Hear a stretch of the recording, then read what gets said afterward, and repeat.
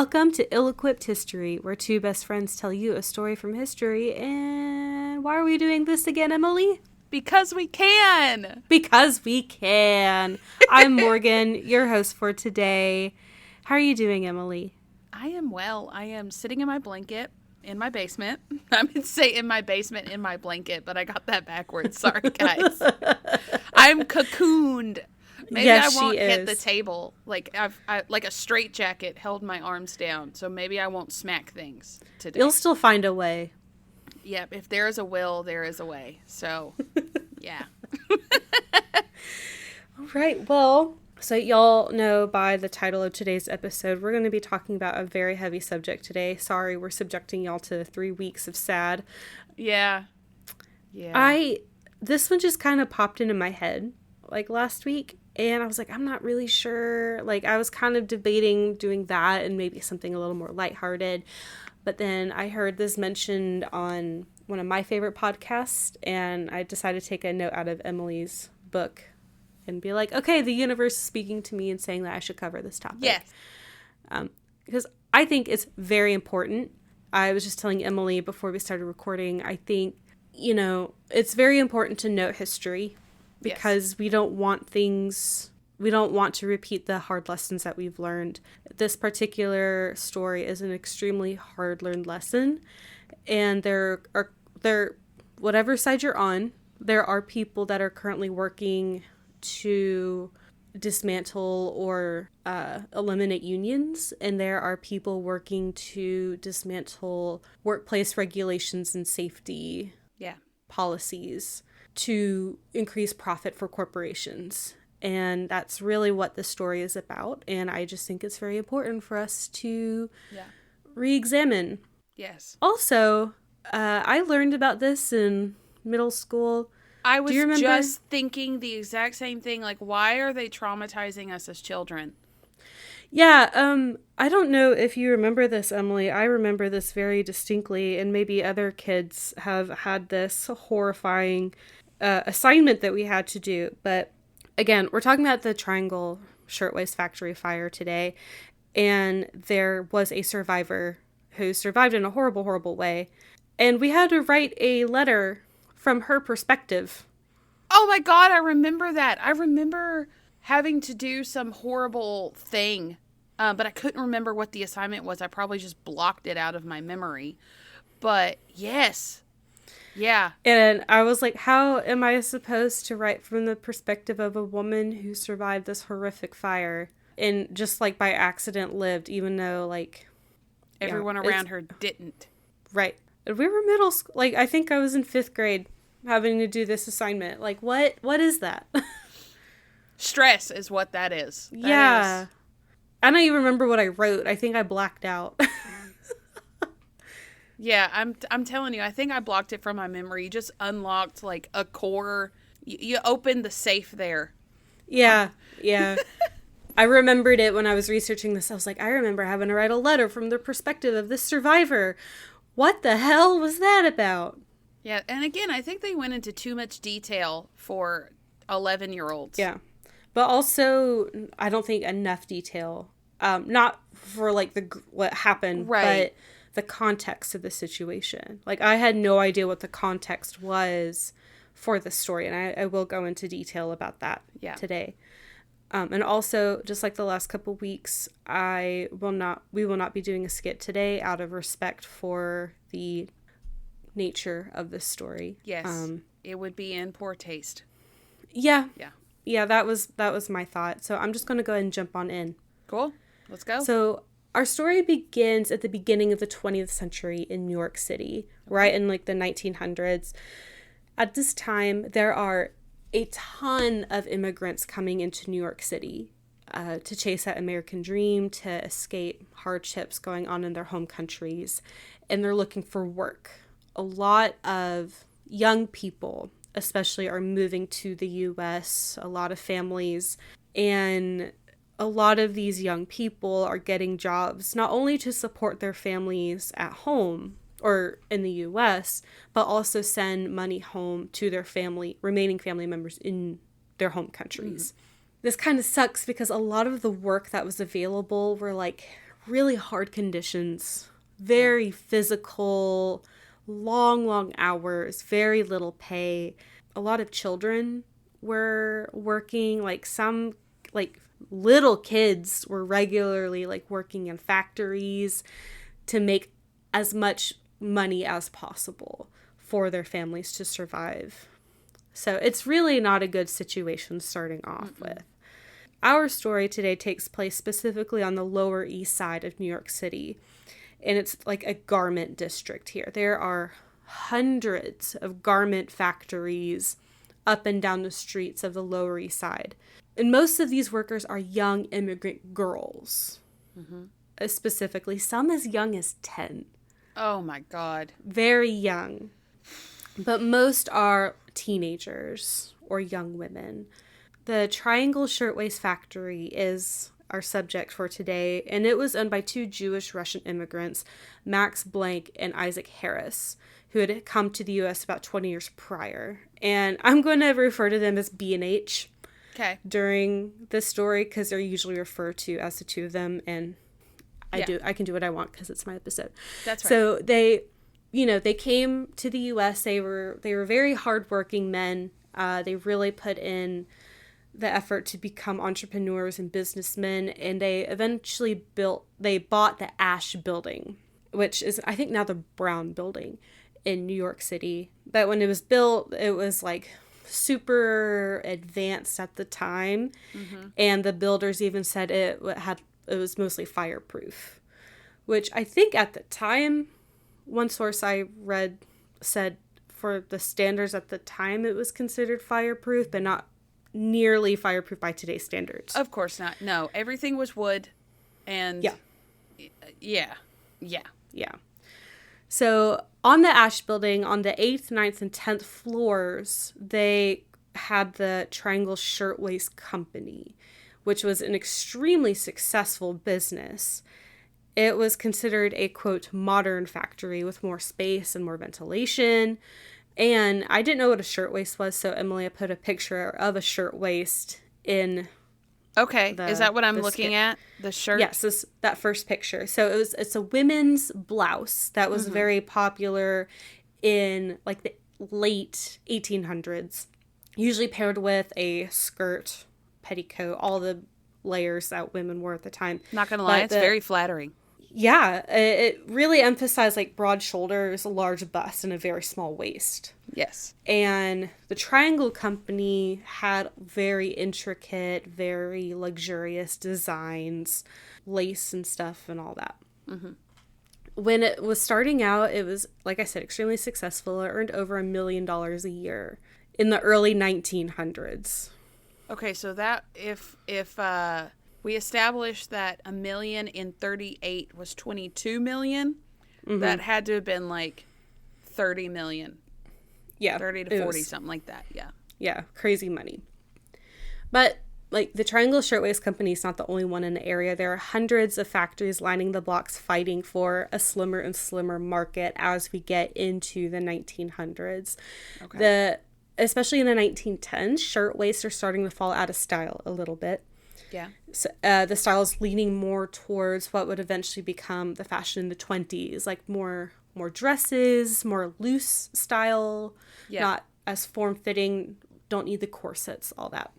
So B&H are like, okay, we've got to figure out how to maximize our profit. So they actually went out and got the most advanced sewing machines at the time. They were electric powered, and they could produce about 3,000 stitches a minute, whereas the foot pedal sewing machines could only do about 34. Holy like 3-4. Shit. Yes. 34 compared to 3,000? Yes. Oh my God. So they were able to really maximize their output. And another way that, and this is important for us to, again, gain more context to this story, is that the way, like, B&H did not hire their workers. Right. They worked with subcontractors, and the subcontractors would hire employees and pay them. So B&H never really knew how many people they had at any one time or what they were being paid. Oh. And this did not really work out in the workers' favor because the subcontractors they were rushing towards the bottom. They wanted to be the cheapest, so they were hired. Right. But then that kind of got pushed onto the workers as well. So they got very minimal pay.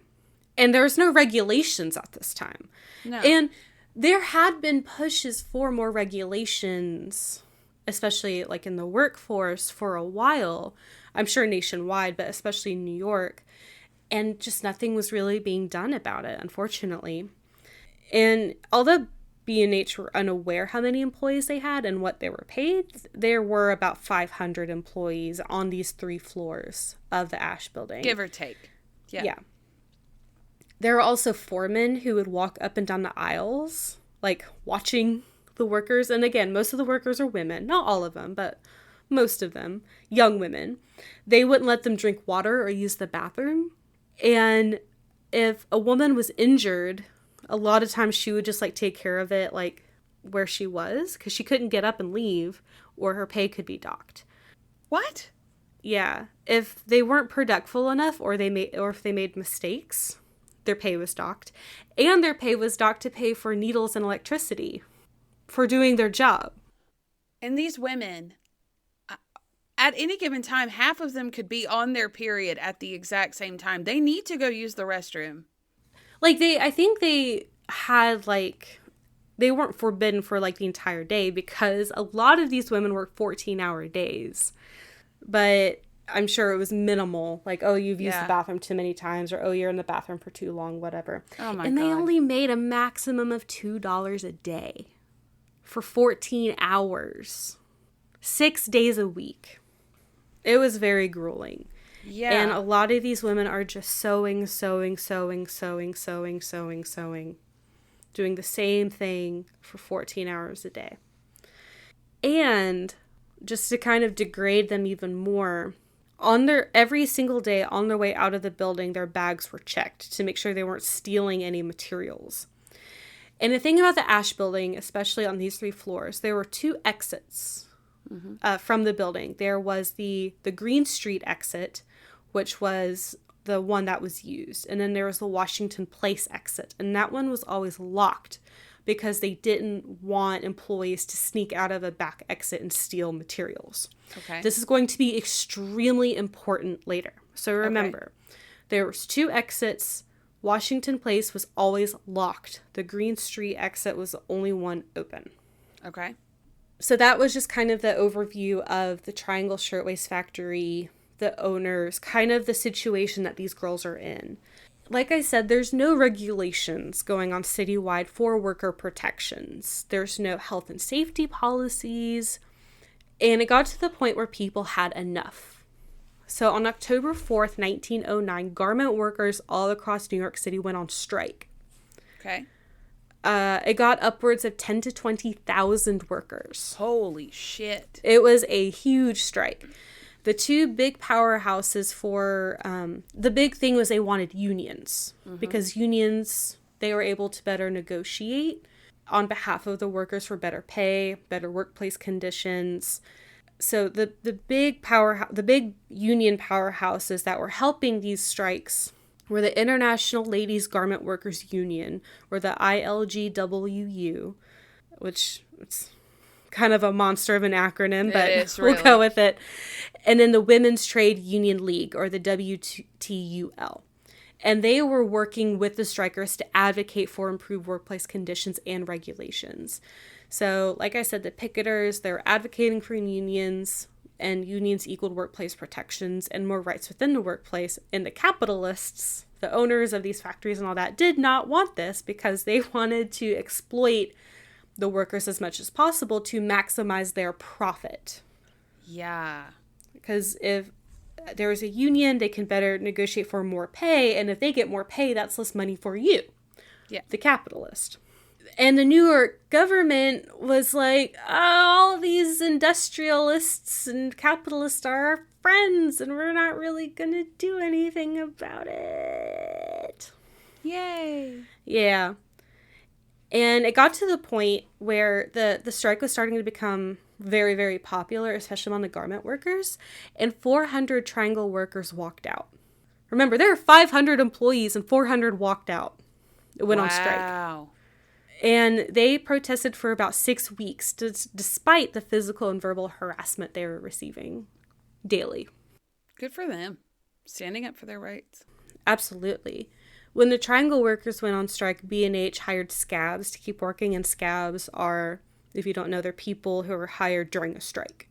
Yeah. And B&H also hired security and thugs to attack the strikers. They hired sex workers to harass them, and they even got policemen to arrest the strikers. Oh my God. Yeah, and it wasn't just B&H, but they were mentioned in a documentary I watched, so. By November 1909, so about a month later, there were calls for an industry-wide strike. Mm-hmm. Over 500 factories at this point were not in production because of the strike going on. And there was this badass woman named Clara Lemlich. So there was a big assembly, and they were like, should we have a national strike? Should we not? What are we going to do? And Clara Lemlich, she was a young woman who had just been, like, a couple days prior, like, severely assaulted by thugs and, like, had 6 broken ribs. She got up and was like, major strike, everyone strike. And everyone was like, yeah! So the strike really went in full force at this point. It got so bad that some of the smaller factories started giving into the workers' demands because they were like, we're about to go under. Yes, we'll submit. And so the smaller factories, once they agreed to the picketers' demands, they started going back into production because the workers went back to work. Like, once they got their better conditions and higher pay and lower hours, they went back to work because they still needed money. Like, these picketers were not getting paid during this, and they are sacrificing the well-being of their own families to strike for better conditions. Right. And B&H, in response, they started a manufacturers association to kind of keep all the capitalists together. Like, okay, how are we going to handle these strikers and keep maximizing our own profits? So like I said, they were hiring people to attack the strikers. And a lot of workers were arrested and jailed or sent to workhouses, which are really not good situations to be in. I'm so irritated because, or you could just treat people like people. Right. And the police brutality got so bad that 10,000 people showed up to protest against the police brutality in front of, like, City Hall.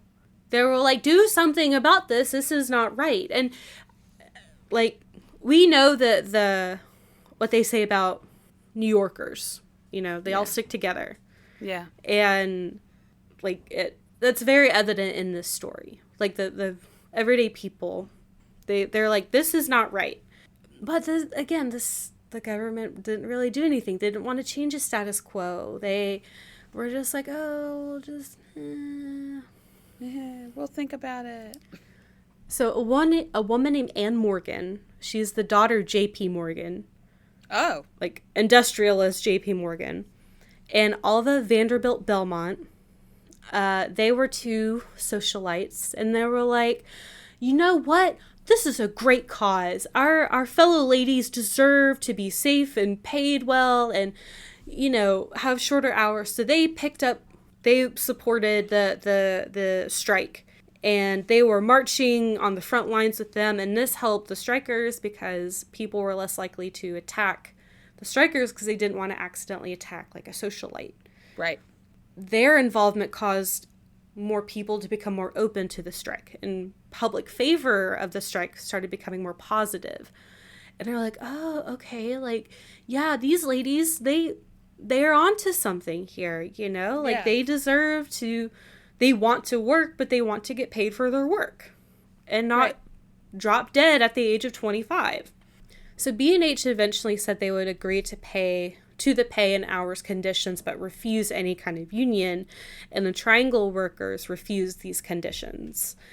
Unfortunately, as the strike continued, the attitude was that it was becoming more quote-unquote socialist, and that caused kind of more negative opinion to be viewed of the strike. And even Anne Morgan dipped out of supporting the protest because it was too socialist for her.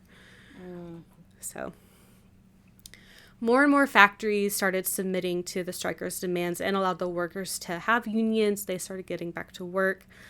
Eventually, the Triangle factory workers, like, they did reach an agreement for better pay and fewer hours, but they were not allowed to have a union. And no changes to workplace safety were made.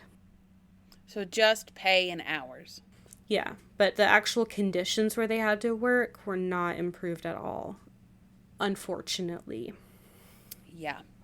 So that's kind of the backstory to help us understand where we're going to enter on March 25th, 1911. So this day, it's a beautiful day. People are enjoying their Saturday in Washington Park. People are shopping. They're enjoying the park. It's a nice day. And then the workers at the Triangle factory they're super excited because it's almost closing time. It's almost ready to go. They're about to have their day off. They're ready to leave. At some point, don't know when, don't know why, don't know how, a cigarette is dropped on the 8th floor of the Ash building and a fire starts. Oh no. The 8th floor, they start evacuating because the fire starts picking up very quickly. This is a very flammable environment. Yeah, it's wood and it's fabric. Yeah, cotton, and there's like, in the documentary I watched, there was a note that the particles in the air made all the dust and fabric particles in the air made it spread even faster. So someone was able to call up to the 10th floor where B&H were. And B&H were able to make it to the roof of the Ash building and make it to another building, and they escaped. No one told the people on the 9th floor that there was a fire. And there's no fire alarm. There were 200 people on this floor. And no one told them. No one told them that there was a fire. And you guys, I'm starting to... Yeah, this is going to be very hard to listen to. I'm not going to get into detail about what, there's some detail I'm going to be getting into, not, super gruesome, but I'm going to be saying some very hard things to hear. So if this is not an episode that you want to listen to, you can skip it. That's fine. But it is very important because we need to know exactly what these women went through. To prevent it. To prevent it from happening again. So the fire eventually made its way to the 9th floor, and workers started panicking, and they tried to escape. So they go to the Green Street exit, and it's covered in fire. So they don't have a way to leave down the stairs. There is an elevator. The elevator car comes up. A bunch of people get into the elevator car. It goes down. Some other people are trying to escape out of the fire escape, because there is a fire escape. And then people are trying to open the Washington Place door, which is locked. And there are multiple survivor accounts saying it was locked. Unfortunately, the fire escape was not well maintained, and it ended up collapsing under the weight of all the people that were on it. Oh, no. And Emileigh, they're not graphic pictures, but I do have some pictures for you. If you scroll down, and I'll get more into the layout of the building. But if you scroll down 2 more, you can see what the fire escape, and it just it completely collapsed. I mean, stories up, and the ladder is just hanging on by a thread. Mm-hmm. Oh my God! I'm gonna ask you to scroll back up to the representation of the building. So this is a diagram of the 9th floor, and I'm not going to go into each point, but I want you to notice that the tables are incredibly long. Yes. There's no breaks in the tables. So people that are at this bottom left-hand corner, they are completely stuck by rows and rows and rows of tables. Yeah. And they either have to jump over the tables, which not all can do, because there are people that Not all the workers were young. Like, there were some older women and men that couldn't necessarily jump, or they had to run to the very end of a table, which it looked like there could be about 20 or so sewing machines to a table. Well, and also there's not enough room around these tables for that many people to get around. If you're stuck in a room, you're stuck. Right. And there's 200 people in this room. Yeah. Additionally, again, the Washington Place exit was locked. And then the Green Street exit was covered in fire and boxes, and they couldn't escape that way. Some people were able to escape throughout the elevator, but then the fire escape collapsed. So they're stuck now. So the fire department was called. So the factory, like I said before, was the perfect kindling for the fire. There were tons of fabric, the wooden tables, the particles in the air were just an unfortunate accelerant for the fire. And the only fire safety measures on this floor were buckets of water that were like in the corners that were at this point inaccessible because of the fire. Oh my God. So you have all these people that are trapped now at this point. Firefighters made their way to the building. They're really trying to put out the fire. One more elevator car made it up to the 9th floor, and people got in, made their way down. Some women were jumping on top of the car or like sliding down the cables to like ride the shaft down. But the crowd crush got really bad, and some women were pushed into the shaft. Oh God. Oh no. And they're 9 stories up. Yes. And at this point, outside, again, this was a busy Saturday afternoon in New York. So now there's like 1,000 people gathered around this building that's on fire, watching what's happening, trying to help, but no one really knows what to do.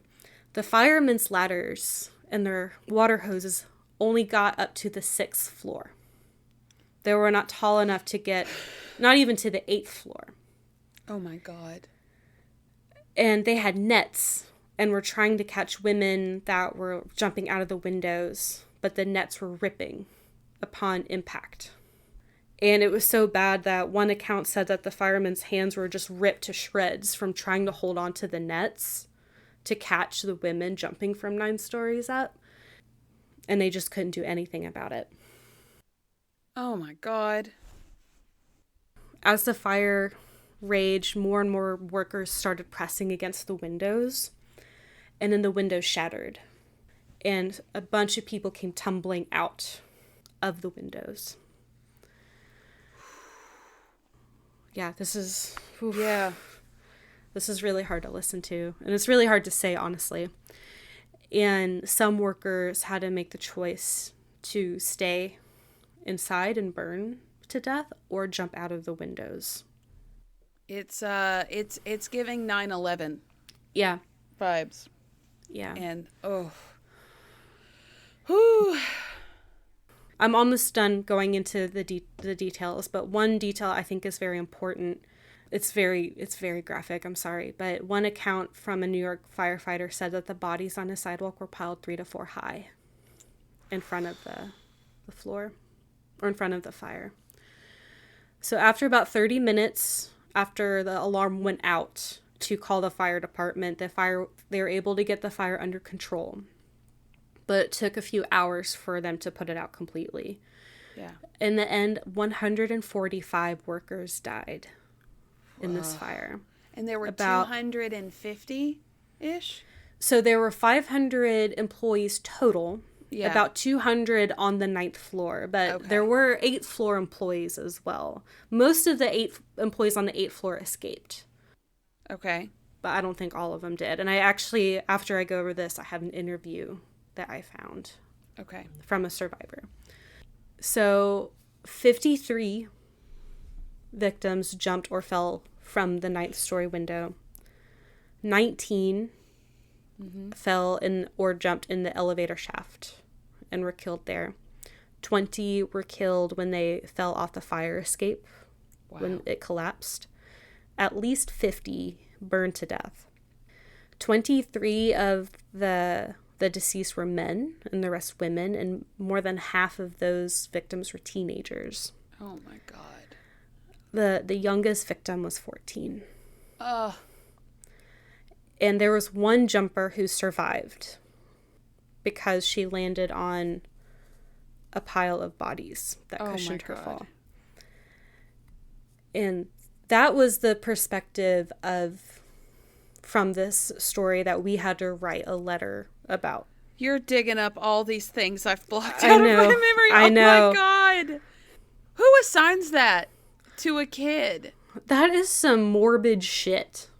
No wonder our generation is like obsessed with true crime and like all the morbid stuff, because our teachers were just, hey, write a letter to your family from the perspective of a woman who survived a 9-foot story jump because she landed on enough bodies to cushion her fall. And in the next class, we're going to watch a man's head get shot off. Yeah. So, yeah, it's fine. Thanks for that. Yeah. And many of the victims were Jewish and Italian immigrants. That was a big population. God, they victims. came over here to have a better life just for their children to be killed in a fire because of greed. Yeah. So I read an interview. So there's a really, really amazing source I found. It's an archive of the fire that's maintained by Cornell University. Mm-hmm. And I have a link to it in the show notes. It goes into detail about the fire. Yep. It has like timelines. It has all these like secondary sources. It's got interviews from survivors. It's got a lot of information. I got a lot of my info for this from that website. And there's a guy who went around doing interviews with survivors, and he ended up writing a book. His name is Leon Stein. And I found this one interview for this couple, Isadora and Celia Saltz-Polak. Celia was a worker at the Triangle Factory with her sister, and Isadora worked a few buildings down at another factory. I think he was a manager or something. So, and I thought this was neat. They were both involved in the 1909 protests. Oh. And Isadora mentioned how he would be stuck with pins while protesting, like hat pins. Because he was like helping his wife protest. And I'm sure he was involved too, because he worked in the same industry, just not at the same building. And he also was in the funeral march as well. That happens later on. But Celia didn't go, because I'm about to go into why she didn't attend. So Celia, in her interview, this took place like 47 years later. Okay. So a while afterwards. She recounted how she was working on the 8th floor near the elevator and the stairwell.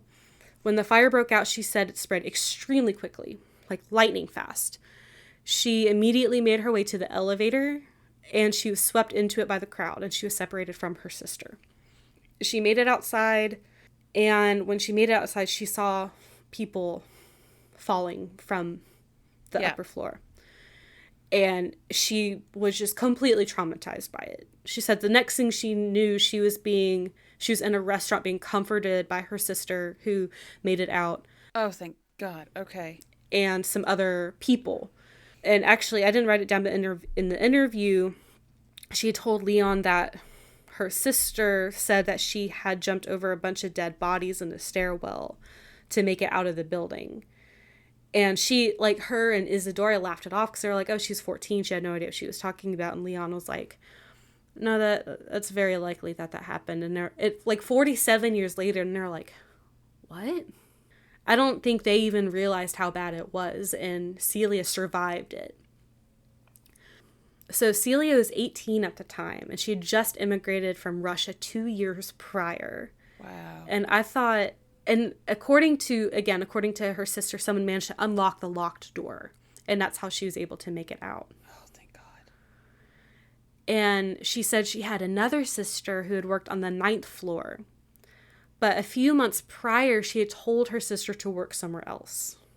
Because she was like, all three of us don't need to be at the same company. We need to diversify, go work at another factory. Wow, what are the chances? Inadvertently saved her sister's life by doing that. Holy shit. I know. Next is the aftermath. And I'm going to go into like a little bit of the general aftermath, and then like the bad aftermath, and then the good aftermath. Okay. Because there's both. And I wasn't sure how to go about it, so I just separated it by both. So I'm going to be jumping around a little bit chronologically. Okay. I just wanted to end this very tragic tale on like positive notes and the positives that came from this horrific tragedy. So immediately after the fire, the fire department and the police department were having to go collect the bodies and collect their items, their personal belongings. Yeah. One firefighter said it was just all over the sidewalk. It was like hats and shoes and combs, just everywhere. And the documentary I watched made sure to point out that a lot of the policemen that were charged with this were some of the same policemen that were tasked with beating these women a couple years prior when they were on strike. I bet that was a wake-up call. Mm-hmm. It better have been. Yeah, I really think it was. And a lot of the policemen had to rotate on shifts and cataloging the possessions of the dead because, oh my God, like how awful and traumatizing. Yeah. It was like once an hour they were rotated out. And the day after the incident, a makeshift morgue had been set up for loved ones to identify the deceased. And I want to say this so everyone is aware. If you Google Triangle Shirtwaist Factory Fire, I had already seen these pictures because they were in the documentary, but it will show pictures of this makeshift morgue. And people like when the fire occurred and the bodies outside on the sidewalk. Like ones that had jumped from the building and then the morgue. So be very careful when Googling this because if you see pictures, it will show a lot of dead bodies.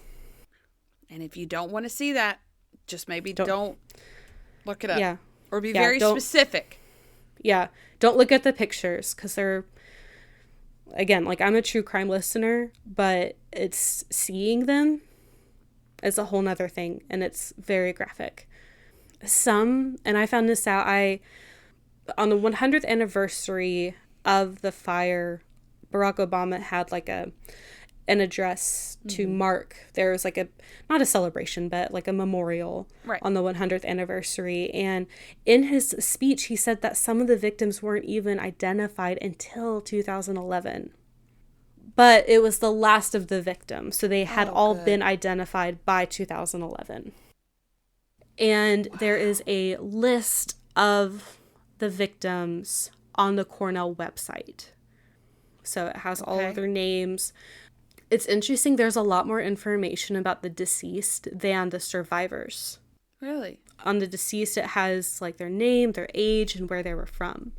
Whereas there's a list of survivors, but it's like sometimes a name, sometimes an age, and like their job. Oh. But it's very scant. And on March 30th, just a few days after the fire, the jumper who had survived ended up passing away from her injuries. Her name was Sarah Kupla, and she was 16 years old. I know. Okay. So we're going to get into the bad aftermath before we get into the good aftermath. So on April 11th, B&H were indicted on 7 counts of second-degree manslaughter for the fire. And the big charge was that they knowingly locked the Washington Place exit, and that caused the 145 deaths, or now 146 deaths. So the point of the trial was to determine if they were at fault for the door being locked. And their defense attorney was Max Stewart, who was very good at his job. So because of his defense, the jury could not determine if B&H were actually guilty of or at fault for locking the door, so they were acquitted. And they took their insurance payout, tried to dip. There was significant public outcry at this, and there were 23 civil suits that were brought against them. 3 years later, after the fire on March 11th, 1914, B&H settled for what amounted to be about $75 per life lost. The fuck? Yeah. Just a few days after the fire, B&H set up a new factory, and investigations found that they were not safe. There were no fire escapes or enough exits. Blank was charged for locking exits during working hours, and he was fined $20, which the judge apologized for. Because they're like, all these new regulations coming out. Sorry, we got to charge you $20 for locking exits. After 100 and almost 50 people were killed in a fire, that was his fault. Their fault. The fire wasn't their fault, but like, I'm getting fact nauseous that people couldn't escape. Yeah, it's... And just 4 months later, after this incident, another investigation found trash and waste everywhere, in some places 6 feet deep, with flammable materials all over the place. And the Triangle Waste Company was ordered to halt operations in 1918. Good. Yeah. Exactly 4 months prior to the Triangle fire, on November 25th, 1910, a fire broke out at a 4-story factory in Newark, New Jersey, where 25 workers died. And then on several decades later, on March 18th, 1958, an industrial oven exploded at the Monarch Garment Shop in Manhattan. There were no sprinklers. And again, this is 1958. What the hell? There were no sprinklers, no fire escapes, or even adequate fire alarms. There were workers on the 4th floor who were completely unaware a fire was happening until an alarm went off on the street 8 minutes after the fire started. And the floor collapsed because of this, and it killed 24 workers. And more outrage swept through, which I'll get into the public outrage in just a second. But the one positive from that was that the ILGWU and the New York Fire Department created a fire warden program to continue to investigate and ensure that fire safety is up to snuff. And the last negative that I have is that sweatshops are still a thing in the U.S. I found this on the Cornell website, but this is a quote. Quote, 67% of Los Angeles garment factories and 63% of New York garment factories violate minimum wage and overtime laws. 98% of all Los Angeles garment factories have workplace health and safety problems serious enough to lead to severe injuries or death. To this day, it's still happening, and these shops continue to exploit especially undocumented immigrants. I'm so angry. Mm-hmm. But I'm about to get into the good. Okay. So it's bittersweet. Mm-hmm. So the ILGWU set up a mourning day for in New York City. Right. 120,000 people marched in the funeral.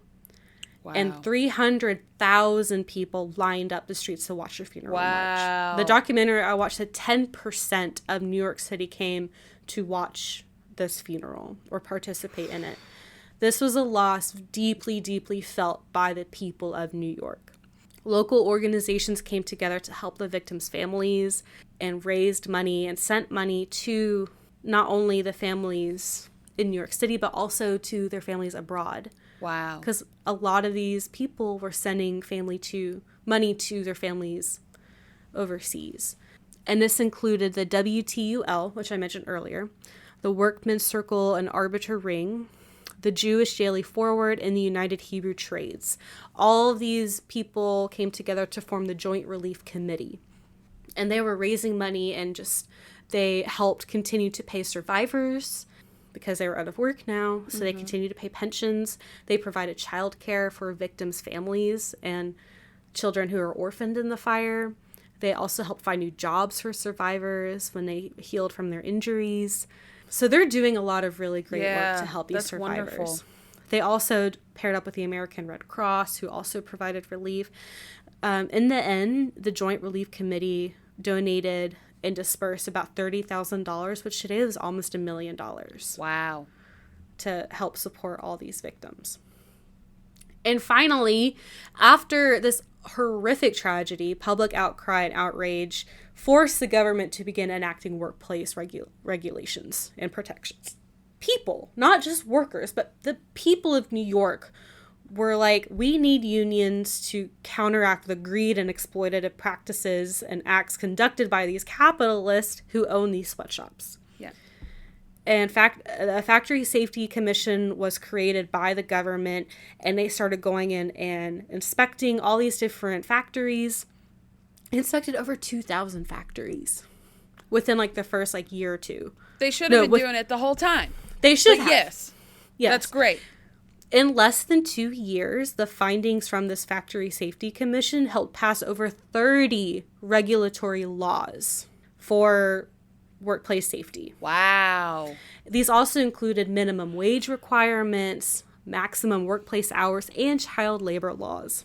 And this is a quote from, I believe, which website was it? I think it was a documentary. They, quote, addressed each and every failure at the Triangle Factory, end quote. Good. So every point of failure that happened there, they addressed in regulatory law. And this is my last little section, which I thought was just a cool thing. So there's a woman named Frances Perkins. She was a witness to the tragedy. She later became the Secretary of Labor in FDR's administration. She was the first female cabinet secretary. Nice. Yes. She and other community leaders in New York, including the mayor of New York, who witnessed the fire, worked to codify workplace safety standards into law. So she was one of those people that were like, we are passing laws to ensure safety of our workers. So I just thought that was neat. Yeah. There's also a note. This isn't about Frances. Moving on a little bit. This one's sad.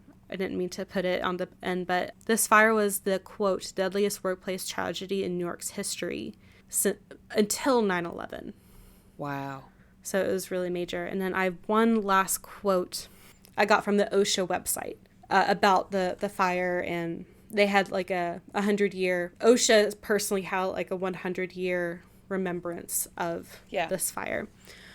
Quote, it is this sustained legacy of reforms that paved the way for OSHA's 40 years of protecting workers. As we celebrate one anniversary and mourn another, OSHA remembers these 146 workers and the more than 4,000 workers who died on the job in 2009 by refusing to accept these tragedies as a normal cost of doing business. And that's a quote from Dr. David Michaels, who's the Assistant Secretary of Labor for OSHA. Wow. Yeah. So, yeah, this was not a very fun one. Very, very tragic. Yeah, I'm staring at this, like, triangle artwork. Oh, yeah. You've got going on down here.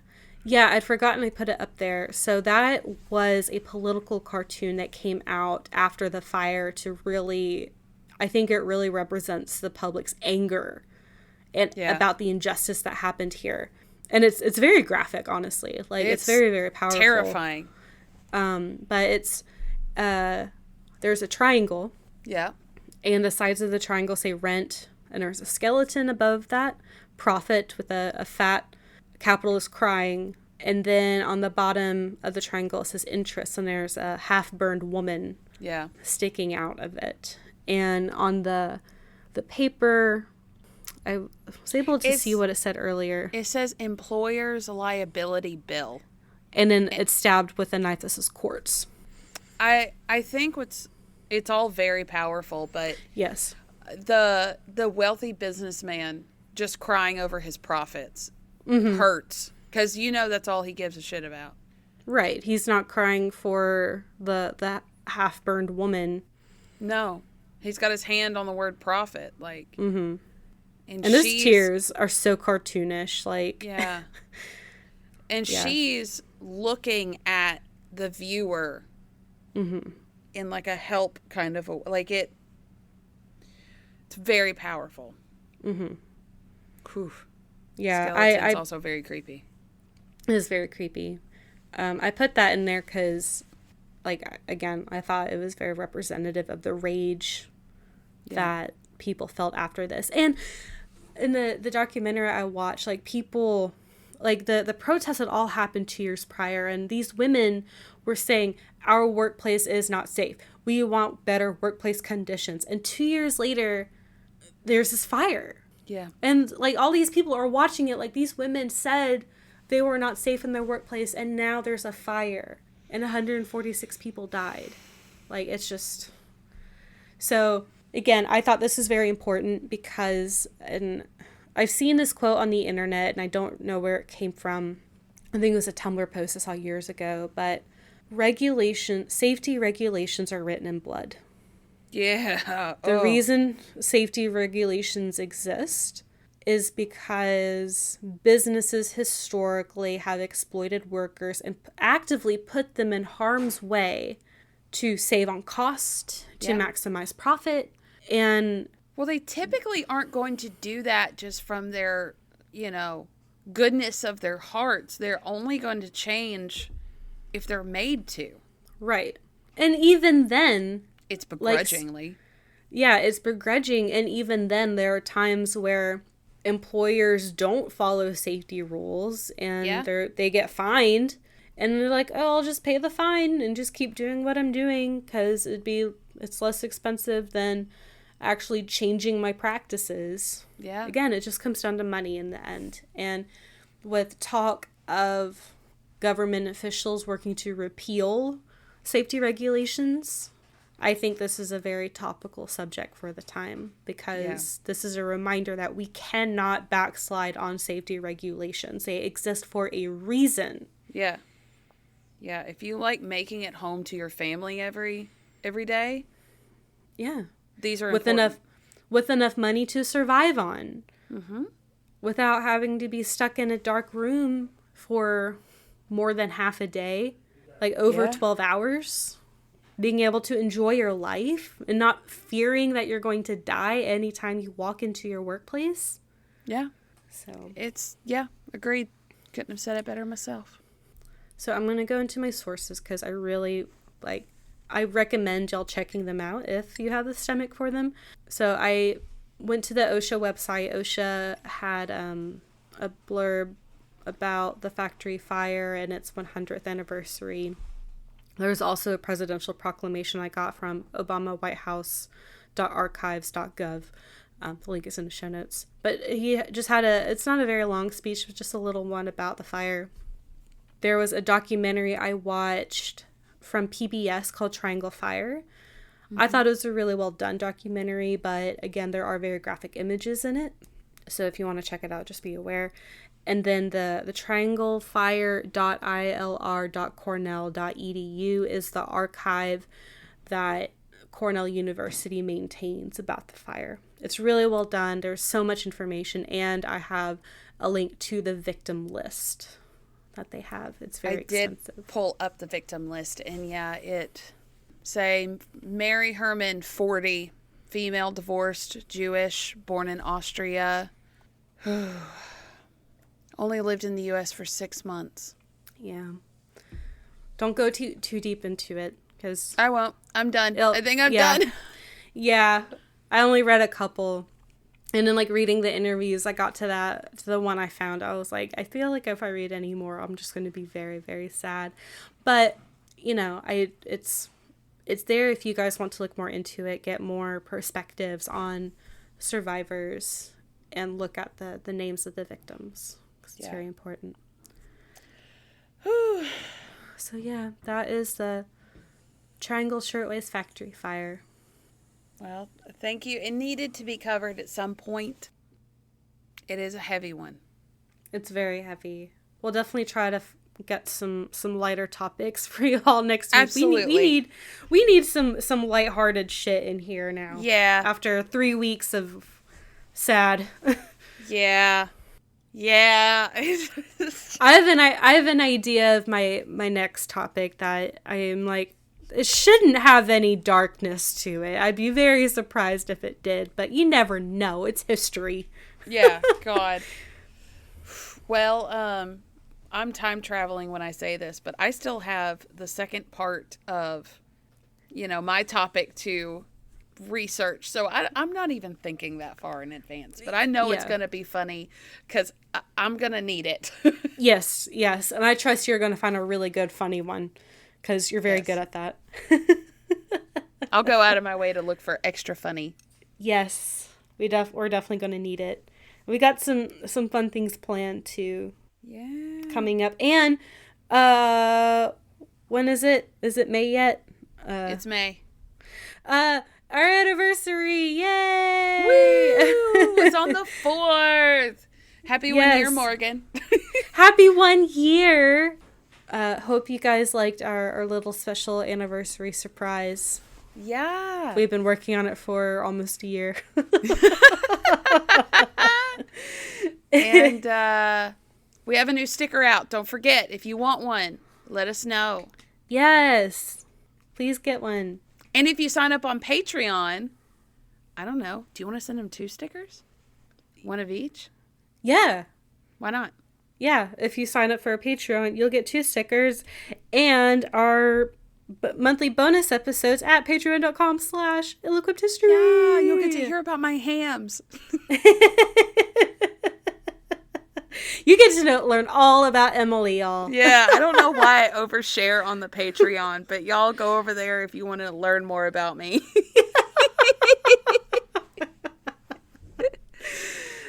Okay, well, socials. You can find us on Facebook. Ill-Equipped History podcast group and page. Yeah. TikTok. At Ill-Equipped History. Emileigh makes very funny videos. I LOL every time. I try. And Instagram. At Ill-Equipped History. And we have a Gmail, so email us and talk to us. Yes, at ill-equippedhistory@gmail.com. No spaces or dashes. Yeah. We'd love to hear from you. And we would love if you shared us and liked us and commented, and it keeps us higher in the ratings. And what was that noise? It was a hiccup. I'm sorry. It's okay. It threw me a little bit. But yeah, it would be awesome if you told a friend. Yeah. Yeah. Spread the word. We promise we will not do another heavy one for a long time. Yes. We'll try to keep those as sparing as possible. Yeah. Sparing. Yeah. Not as often as possible. We accidentally, we picked these topics, we did not discuss it, and then we kind of accidentally did the thing where we do the same vibe, and it just happened to be people dying. So yeah, sorry guys. We did not discuss our topics before picking them. No. Like we usually don't. So usually it's fine, but so you guys get like a month. The month of sadness. The month of sadness is over. Mm-hmm. And my birthday's coming up, so it's gonna be yay. We're gonna do happier things now. Yes. Yes. Because I'm gonna be 31. Woo. Join me in old age. Well, I am joining you in old age because when I went fishing, my back hurts now. So, because I walked on some rocks. Of course, yeah. It's fine. All right. Well, we should probably go. Yeah, let's let these good people go and watch a funny movie or cuddle with your pet after this. And if you cry, we're sorry. And if there's a fire, don't lock the door. Yeah, don't do that. Do not lock doors. And if you own a business, treat your employees like people because they are. So yes, pay them for what they're worth, which is a lot. It's infinity. Pay them infinity dollars. Yes, give them all the love and all the dollars. Okay, bye. Okay, bye.